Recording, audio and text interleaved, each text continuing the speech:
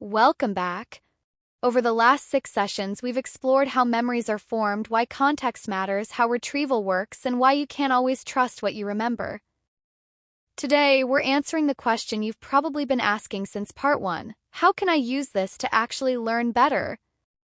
Because understanding memory science is interesting. But using it to improve your studying, your work, and your daily life? That's powerful. Let's get started. Part 1. A quick recap, levels of processing. First, let's remind ourselves of a principle we learned way back in Lesson 3. Remember Arthur? The man at the party? Shallow processing. You hear Arthur nod and move on. 10 minutes later, the name is gone. Deep processing. You think Arthur like King Arthur. He's got a beard, fits the image. He's from the UK, makes sense. You've connected the name to meaning, to history, to appearance. The result, you remember Arthur all night. Maybe forever. This is the levels of processing model from Craik and Lockhart. Memory is powerfully enhanced when information is meaningful and comprehensible. Not when you repeat it, when you connect it. We're going to build on that today.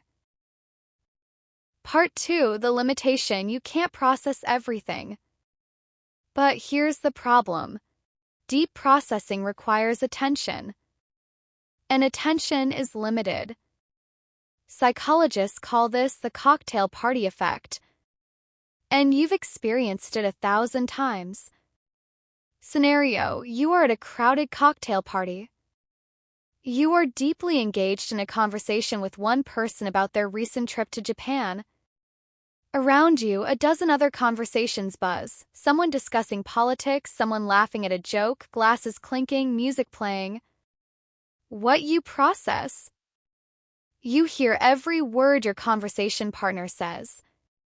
You process the meaning. You respond. You remember details later. You are vaguely aware of the background noise, but you cannot tell what anyone else is saying. The words are just sound. The test. Later that night, a friend asks, "Did you hear what Mark was saying about the election?" You have no idea. You were standing 3 feet from Mark. His voice reached your ears, but you processed none of it. Why? Your attentional resources were fully allocated to your conversation. The cocktail party effect demonstrates that we can only process one stream of meaningful information at a time. The other conversations reached your ears but were not encoded into memory. The limitation for learning. This same limitation applies in classrooms, lectures, and study sessions. If you are mentally elsewhere, worrying about a deadline, texting, daydreaming, you are not encoding the material. Hearing is not processing. The sound reaches your ears, but memory is not formed. Example: the lecture note-taking. 2 students attend the same lecture on neuroplasticity. Student A, the passive one, types everything the professor says word for word into their laptop. They capture 95% of the content but are not processing it. They are transcribing. Student B, the active one, takes sparse handwritten notes. They listen, digest, and write down key ideas in their own words. They miss some details because they are thinking, not transcribing. The exam. Student A performs poorly on conceptual questions. They have a transcript of the lecture but no deep understanding. Student B performs well. They have fewer notes but deeper processing. Why? Student B engaged in generation, translating the professor's words into their own mental framework. Student A engaged in passive recording. The limitation of attention means that transcribing leaves little cognitive capacity for understanding. Active engagement requires slowing down and thinking, which builds memory. Part 3, Neural Networks, Building Connections. Now, let's revisit another concept from our Lesson 3. We talked about associative networks, how your memory is not a filing cabinet but a vast web of interconnected ideas. Remember the example in Lesson 3? The new colleague who looked like your dream lover?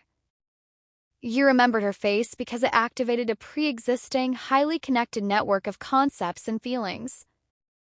This is formalized in what psychologists call neural network processing models or parallel distributed processing. The core idea: memory is a vast network of interconnected associations. Knowledge is distributed across many connected units that strengthen with experience. How it works: each piece of information is linked to others. Activating one concept, like chair, automatically activates related concepts, its appearance, its function, where you might buy one. This network allows for quick inferences and a sophisticated understanding of the world. The practical application: when you learn something new, actively relate it to what you already know. This builds connections in your associative memory network. The more connections, the more retrieval pathways. The more retrieval pathways, the easier the memory is to access. Example: remembering historical dates. Let's take a fact. The Battle of Hastings was in 1066. Isolated learning: you stare at 1066 and repeat it. You forget it by next week. Network building learning: you build connections. First, connect to narrative. William the Conqueror invaded England from Normandy. He defeated King Harold. This was the last successful invasion of England. It changed English language and culture forever. Second, connect to existing knowledge. I know the Norman conquest introduced French words into English. That's why we have beef from French and cow from English. Third, connect to patterns. 1066, the numbers are symmetrical, 10 and 66. It's also roughly halfway between 1000 and 1100. Fourth, connect to visual images. You picture the Bayeux Tapestry, the arrow in Harold's eye, the Norman knights on horseback. Fifth, connect to emotions. You imagine the terror of the English soldiers facing a new kind of warfare. Sixth, connect to other events. This happened about 450 years before Columbus, about 250 years before the Magna Carta. Lastly, connect to personal relevance. My ancestors were English. This event changed the language they spoke, which means it changed the words I use today. Why this works now: 1066 is not an isolated number. It is connected to a story, a pattern, a visual image, an emotion, and your personal identity. Any of these can activate the date. When you think of the Bayeux Tapestry, 1066 comes. When you think of French words in English, 1066 comes. The network ensures multiple retrieval pathways. Part 4: the problem of inert knowledge. But building connections is not enough if those connections are the wrong ones. This brings us to a critical concept: inert knowledge. Inert knowledge is information you know but cannot access when you need it. It's in your memory somewhere, but the right retrieval cues aren't there. So it stays trapped, useless, until someone gives you the cue you needed. Recall depends on cues present at the time of retrieval. If your encoding was narrow, tied only to a textbook or an exam format, the knowledge will remain inert when you need it in the real world. Example: the student who knows but cannot apply. A medical student, Priya, studies the symptoms of a heart attack for her exams. She memorizes: chest pain, shortness of breath, nausea, sweating, pain radiating to left arm.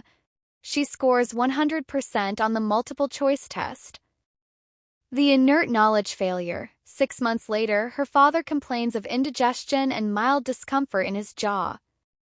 Priya says, maybe take an antacid. She does not recognize these as atypical heart attack symptoms. Her father waits too long to seek help. What happened? Priya knew the symptoms. The knowledge was in her memory. but it was encoded in the context of exam questions and textbook lists. When the retrieval context was my father complaining at dinner, the knowledge remained inert. The cues present during encoding, flashcards, test format were absent during retrieval. The knowledge existed but was inaccessible. Why? Her encoding was shallow and context-bound.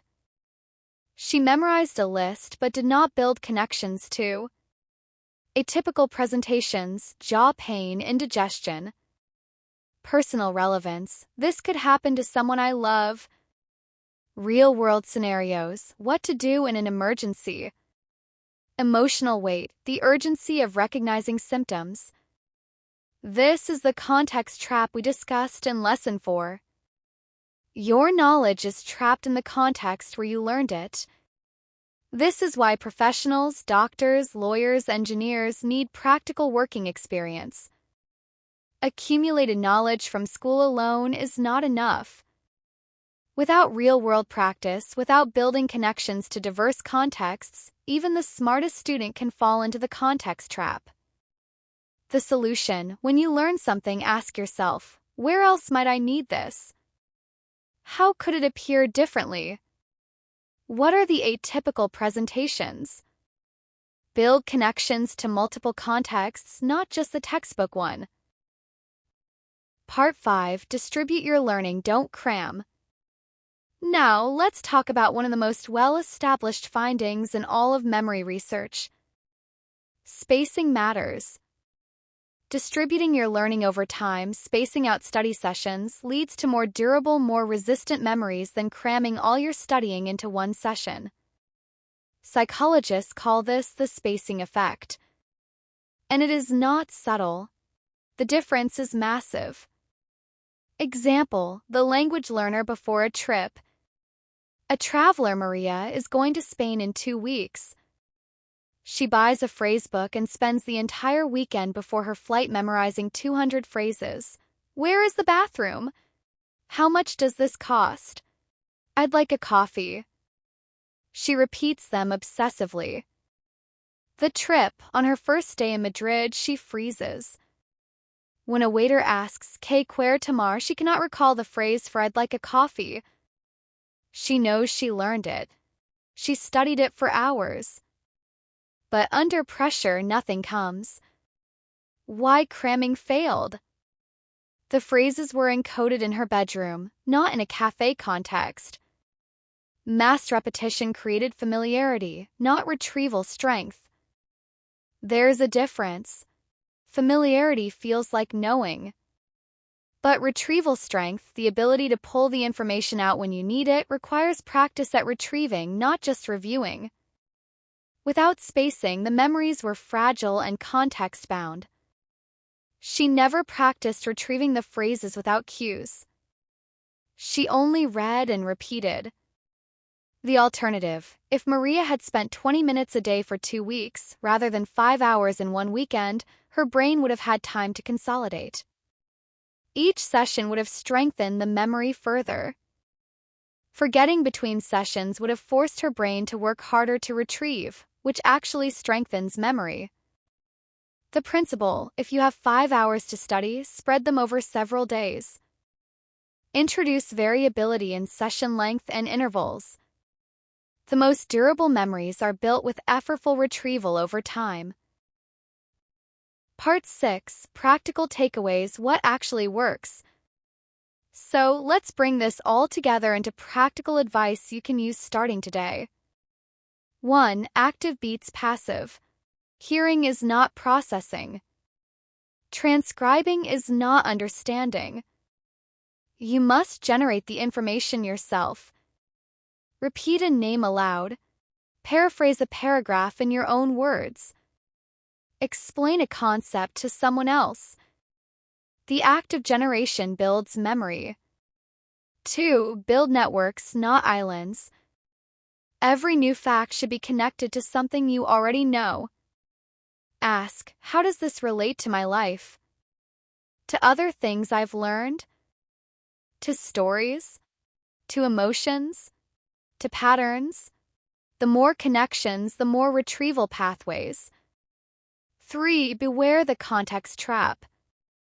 If you only learn information in one context, a textbook, a lecture hall, it will be trapped there. Ask, where else might I need this? How could it appear differently? Build connections to multiple contexts. 4. Space your learning. Cramming creates familiarity, not retrieval strength. Distribute your study sessions over time. Let forgetting happen between sessions. The effort of retrieval strengthens the memory.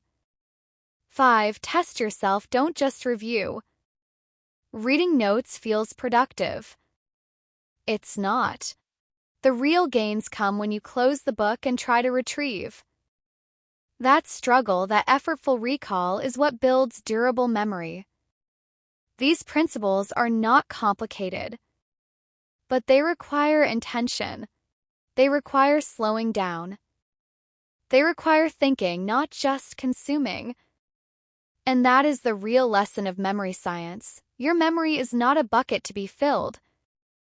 It is a garden to be cultivated. The quality of what grows depends on how you tend it. Conclusion: the head remembers what it does. There's an old adage, the head remembers what it does. Not what it hears. Not what it reads. Not what it passively absorbs. What it does. When you generate, when you connect, when you retrieve, when you space, when you apply, you are doing something with information. And that doing is what creates memory. Thank you for joining me for this 5-part journey into memory science. We've covered formation, encoding, misconceptions, retrieval, and now practical improvement. Pay attention to how you're paying attention. Build connections. Test yourself. Space your learning. And remember, the head remembers what it does. See you next time.